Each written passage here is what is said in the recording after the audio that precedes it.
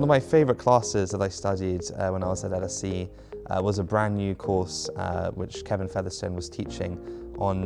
the Brexit vote in the UK.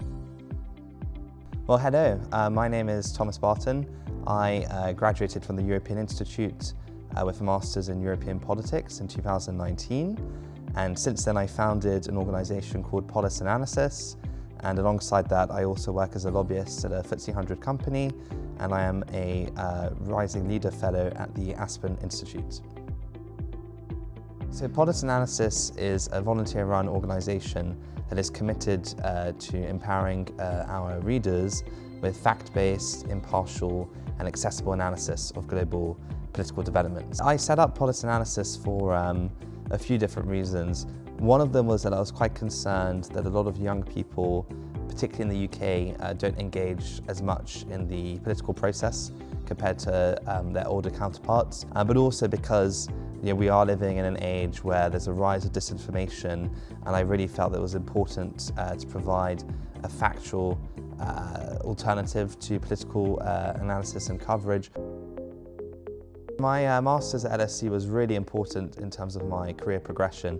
for probably three different reasons. Firstly, the skills that you develop during your Masters program is really important around the need to interrogate evidence, to be research-led, to be fact-based in your work. But I would also say the subject matter that you learn from world-leading academics at LSE is really useful knowledge if you want to work in the sort of public policy space. And then finally, I would say one of the best benefits of studying at LSE were the other students in my cohort that I got to meet. And without that opportunity, I probably wouldn't have been able to found my startup Polis Analysis and build a team. One of my favourite classes that I studied when I was at LSE was a brand new course on the Brexit vote in the UK, and that was particularly fascinating because it was at the sort of cutting edge of academic research, given the sort of relative new outcome of Brexit at the time, and I was able to pair that up with working in Parliament, and that parliamentary experience was happening at the time of the government's various votes on Brexit. So it was really interesting to combine a more theoretical academic understanding of Brexit with a more practical, on-the-ground understanding of what was happening at the time. Trying to go to as many events and conferences and panel discussions on topics that you find interesting, because actually in the public policy space, network goes such a long way in terms of helping you to make your way in that field, but also to actually obtain